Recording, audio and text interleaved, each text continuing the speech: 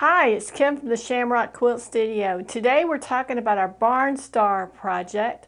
I've got some things worked out and a clear path on how we're going, and I think you'll be surprised at the progress that I've made. Join us right after this.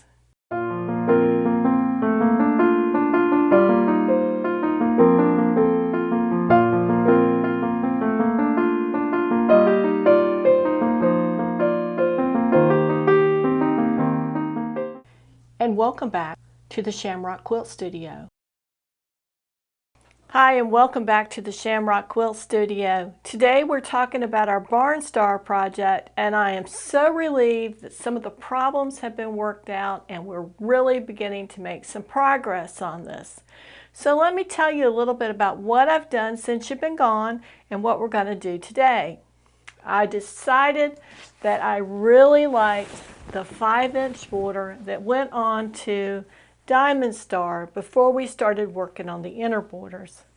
So I decided to get the inner borders put on and then add that 5-inch border on the outside. That means I'm going to have to go back and change the size of the sashing on the small blocks, but those are straight seams with very little difference. So I think that will be quick to do and it will really make our project look much better. So let's talk about what we're going to do today. I have been able to construct this inner border, and it was the 2 stripes of blue with the 1 stripe of green separated by a small white stripe in the middle. And I put it all around the inner block of Diamond Star.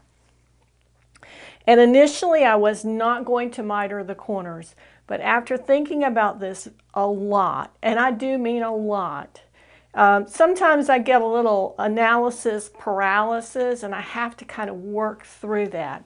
And that was the case with this.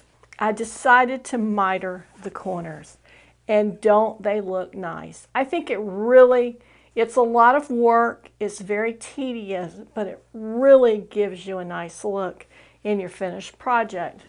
So what we're going to talk about today is how to miter that corner. I have left one unsewn, and we're going to work on that quickly. I also have some footage of another one that I did that we may intersperse in this if I miss something in talking about this one, or we have problems that we're not expecting. And here I've got the white borders where they're sewn on except for this one section. But I did want to cover this for you. Now, what I've got right here, and let's make sure, yep, you're in the screen. I don't normally do this, but what I did was I kind of placed this in its spot that it needs to go. And I folded the seam under on one piece and pinned it just so it was going to match up perfectly with what we have here.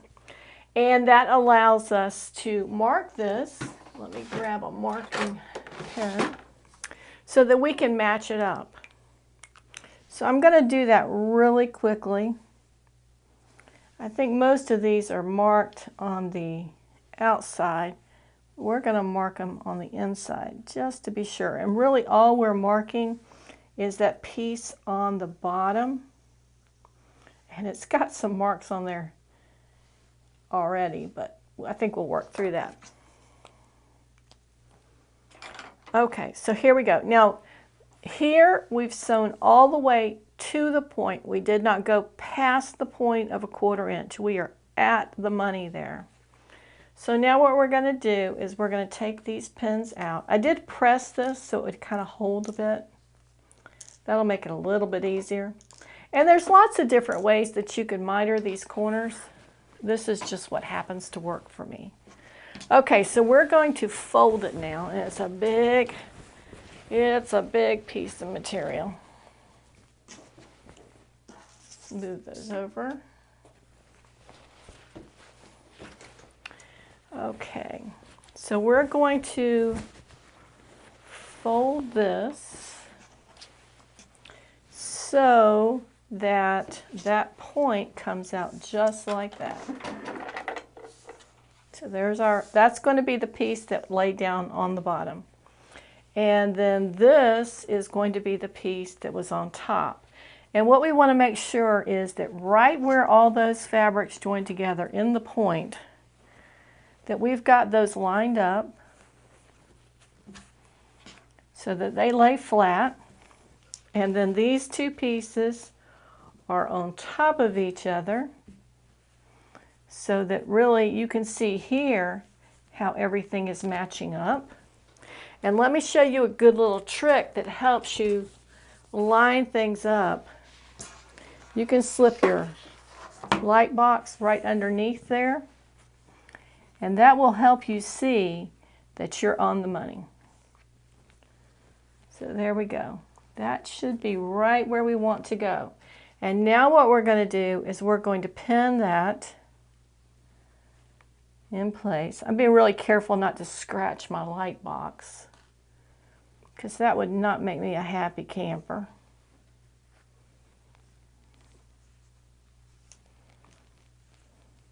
And this is the same way I did the other film. If we end up using that film in this video, it's the same way, only it just wasn't ironed up front. Okay, so now we can look here on our light box. Make sure it's turned up all the way. That we can see that especially on the white, that the blue fabric underneath is not shifted so it shows underneath, or the green. So I think we're good. We can put this away. This is a great little tool for tracing. I think I'm being too quick there, pushing the button. For tracing designs, for working on matching seams. If you were matching plaids, I know probably nobody does that anymore, but that would be something that would be really good for. Now, let me move this a little bit. We're going to sew right on that pressed seam. And my little trick for this is to set my stitch length really long. This is going to be a basting seam. And we are using the 1/4 inch foot with a stitch length of 5. And we're going to put this here. Oops, I'm sorry. We're not using the 1/4 inch foot. Get ahead of myself. We're using a regular foot because that fabric is not at a 1/4 inch. So regular stitch, 5 length. Okay. Sorry. Get a little ahead of myself. You don't use the 1/4 inch foot because we're allowing more fabric there than the 1/4 inch in case we need to adjust it. Okay, so this is a basting stitch. Got a lot of fabric here. And I have put my needle down right at that dot where we stopped sewing on the other two seams that are coming together. So right in the point of that box, that's where we're going to start sewing. And again, it's a long basting stitch.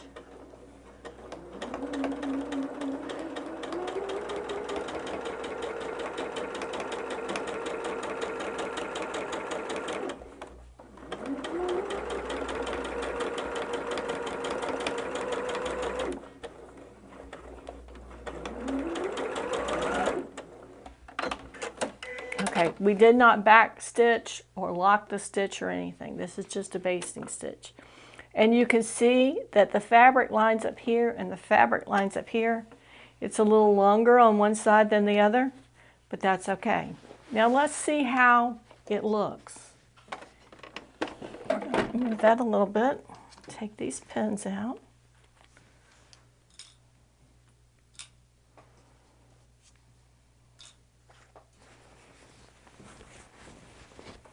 Now if it looks good, we'll just put another seam either right on top of it or just off to the side of it. And if it doesn't, we'll take it out and do it again. but we've gotten really, really lucky. Here we go. And we're matched up here, we're matched up here, here, here. We're a tad off, but we are off so very little that I'm not taking it back out for that. It is so little that by the time we quilt it, or we put a line of stitches in there, it will completely obliterate. It is, I would say, less than the 1/16 of an inch. And for that type of differential, we're not doing it. Okay, so now we're going to go to a regular length stitch, back to the 2.4, and this time we will put a lock stitch because this is going to be a point where it's going to get a lot of stress. We're going to put that needle down right in the same starting spot. Make sure we only have here what we need to sew.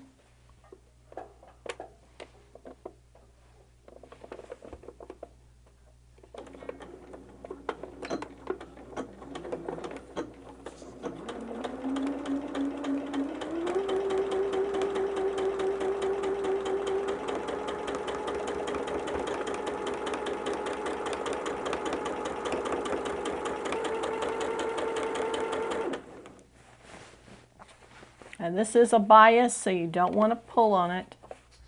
You just want to keep it straight. And it does want to kind of pull because we've got all this mass here working against it.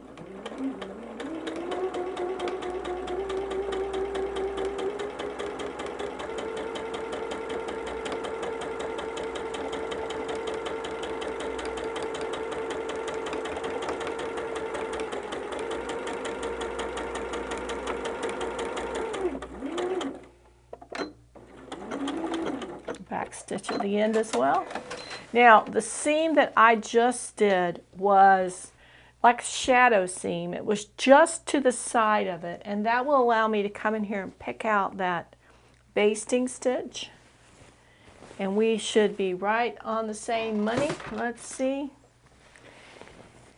And the way we would do that is we're just going to, if you look here, here's the basting right there, and that's the real seam. So you see how close they are together, and as long as you pick away from your final seam, it's very easy to pull those out. There they are right there. So they'll be very easy to get out. I'm not going to spend my time on that right now because I want to keep us moving. I did see a pin in there. Okay, now the other thing we're going to do is we're going to trim this seam. And I trimmed this with scissors because we've put a lot of work into this top, and it's really easy with a rotary cutter for it to kind of get going and cut a little more, cut a little longer than you anticipate. So we're just going to use the scissors, and I'm going to cut it at about 1/2 inch.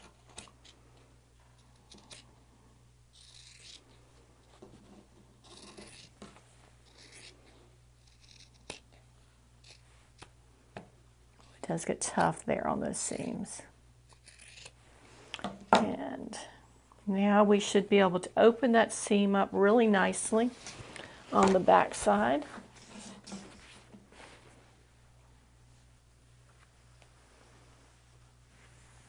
And we'll press that. I'm going to press that, and I'm going to come back and finish up this 5-inch border that we talked about putting it on the outside, and then tell you how I'm going to dress the outer border of 16-inch blocks. We'll be right back. Okay, while I was pressing, I also unpicked that basting seam that we put in that mitered corner, so we don't have to worry about that, and it allows it to lay flat. Okay, so now let's talk about finishing this corner up with these 5-inch borders. And I'm going to trim that little dog ear off right there in the corner. Okay, we've got a nice flat corner. and it's been squared up already. We can check that a bit. I don't usually like to do this from the back side, but we can. What we're going to do is we're just going to put it on these two seam lines here and see that we are pretty much square. It doesn't have to be absolutely perfect because your seams aren't perfect. And if you recall, the first 5-inch white border was put on where we put the sides on and then we put the top and the bottom, and that top and bottom strip extended beyond the diamond star block to cover the top of the side border. So we're going to do that the same with this one. This is a side border, so it is only going to extend to the end of the fabric. So that will be the one we do first.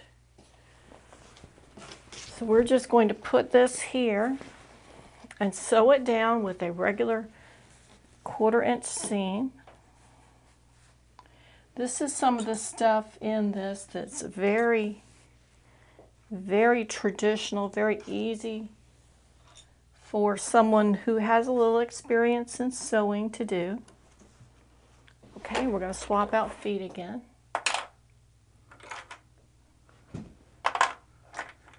That one right there.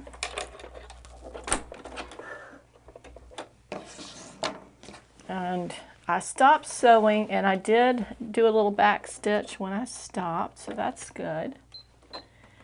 And we're going to put it back on the 2.4, and we're going to start this about about a 1/2 inch up. So we're over stitching, and we are going to back stitch a little bit. I don't think there's any chance we'd have to take this out, so that extra little bit of security will help.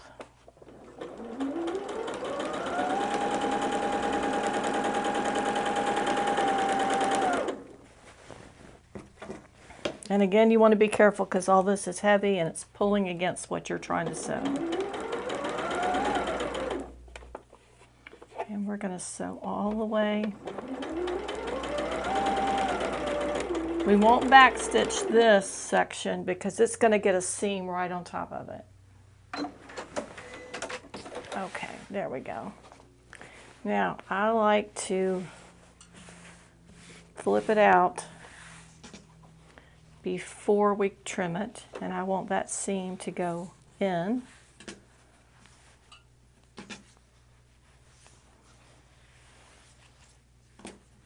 You could stop to press this if you like, but for our purposes, we're just going to try to manipulate it without doing that, and it is being a bit persnickety. There we go. All right, so then the other, well, we need to trim this. And I'm going to get a little bit smaller square so we don't have to clear the table. Okay, so I put that right there on that end of that fabric.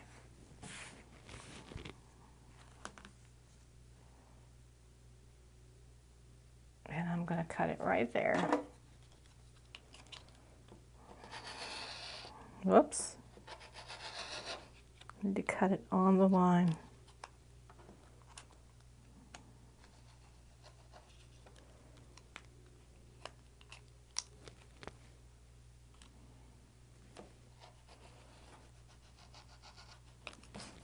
I noticed yesterday it was cutting a little strange. I'm not quite sure why. Okay, we'll leave that handy. And now we're going to do the other side. And like I said, on this particular border, we were doing the sides and then the top. This is going to be the top that we're sewing on now.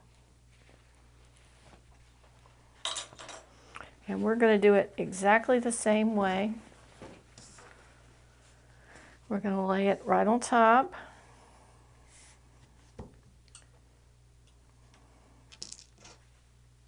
Now we're going to sew from the other side on this one just because I like to not sew into a seam, but continuous seam. I'm going to pin down that seam we haven't ironed yet. Okay, so we're going to flip it this way. So we're continuing the seam. It's just the opposite of the way you paint, because they tell you when you paint to paint into wet paint. So you start at a dry point and you go into wet. This one you're going to start from where your seam already is and sew out. So we will do a little back stitch, a little bit of overlap.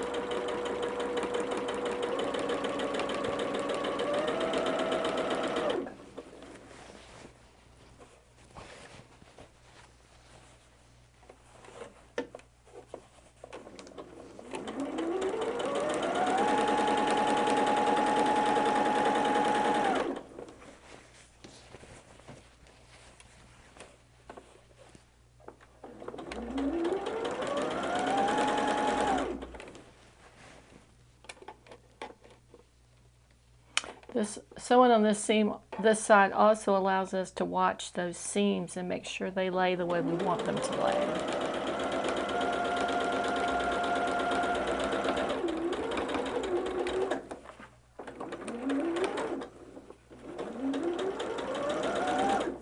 I think we're off kilter with our depth of our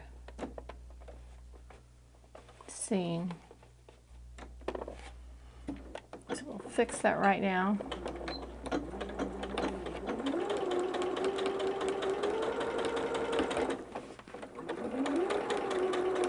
When that bulk of the fabric pulls at it, it's going to want to pull it off of your seam guide. So you have to watch that. And if it does happen, if you can catch it pretty quickly, just stop, go back a little bit, stitch over where you were stitching correctly, and just continue that line properly. If you're going to open that seam, you may need to rip out part of it before you press, but otherwise you shouldn't.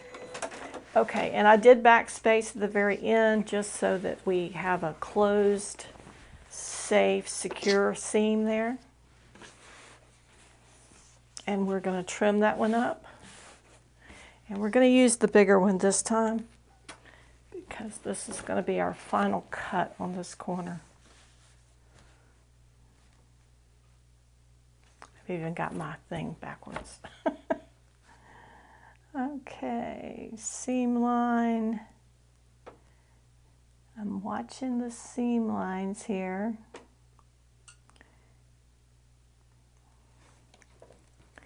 If you have one that's out of whack, that's not a big worry. If you've got many that are out of whack, that could be a worry. This one's a little drawn up. Okay. This one's where it should be. This one's a little bit off. Let's see where we are. That looks good. Okay, we're going to cut it right there. Actually, I'm going to bring it down just a smidgen.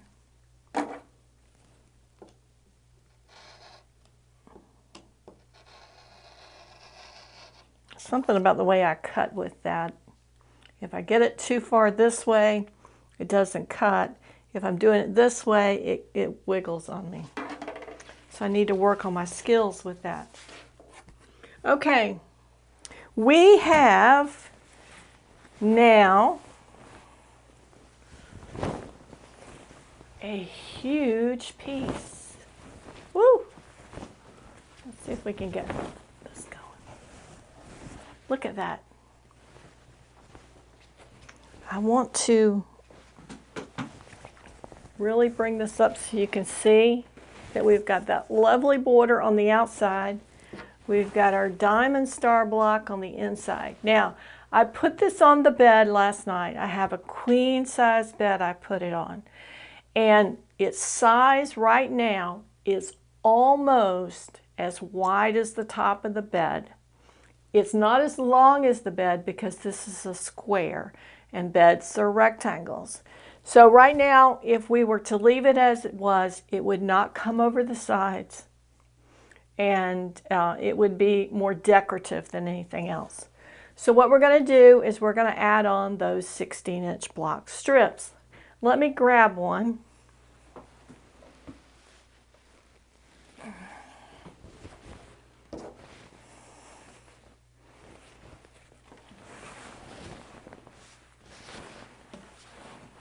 Okay, I've got one of them.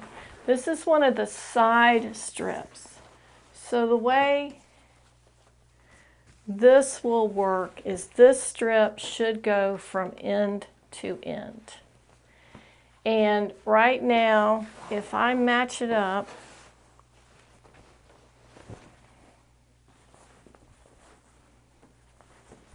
without sashing,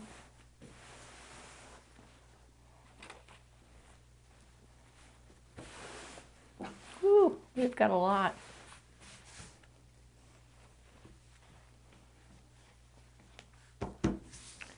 And the sashing we have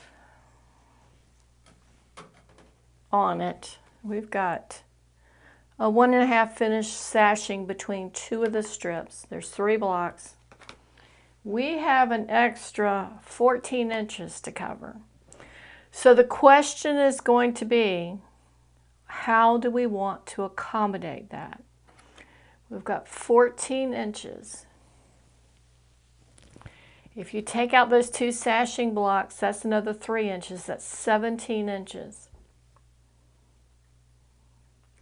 So 17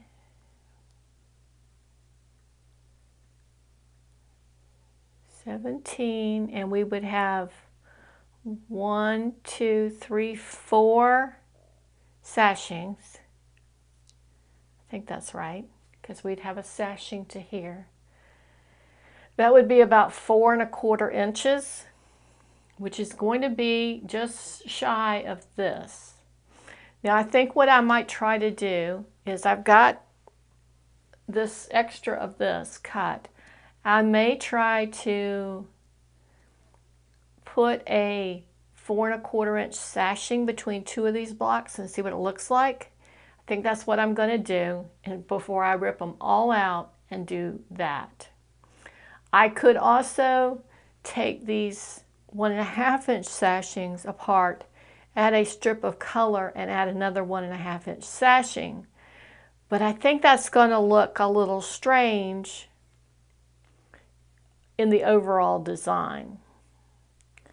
So let me tinker with that a bit and see what looks best. See if it looks okay to have that large of a sashing, or if the 16-inch blocks begin to look lost. Sometimes when you do this, your plan changes, and we've seen a lot of that with this project, unfortunately. But I do love the way it looks on here. And when I sat it on my bed last night, my husband was really impressed with it, and he really likes it. So there's great incentive to continue to make a quality project that's going to look nice. So you can kind of see how that's going to look on there. I wish I had a bigger area that we could hang this up and look at it. I'm going to try to look around to see if there's someplace I can hang it. I just don't think there is. But we'll keep looking into that to see what we can do. That's going to wrap us up for today. I think we've made great progress on this. We just still need to figure out how these blocks are going to go together. I think the lesson I've learned for the future is not to finalize this design until you finish this design. So in other words, start from the inside out when you're going to add borders, and you're looking at that. Trying to mesh 2 things together gets a little complicated. So if I were going to start this project over today, I would make this block and make all this, and then decide what I wanted to do on the outside. But it's looking good. I really like it still. And I found a little bit more joy and accomplishment now that we've got these borders on with the mitering. I love the mitering. I think everybody likes to be able to see their projects with the mitering in it. And So that really kind of sparked my interest in this again. So we're going to move forward with it fairly quickly. We'll be back next week. I'll tell you how I'm going to address this and how we're going to be able to put these together. So if you like this video, give us a thumbs up. Be sure to share with a friend. Subscribe if you've not subscribed already. And we'll see you next week at the Shamrock Quilt Studio. Have a great day and stay cool out there.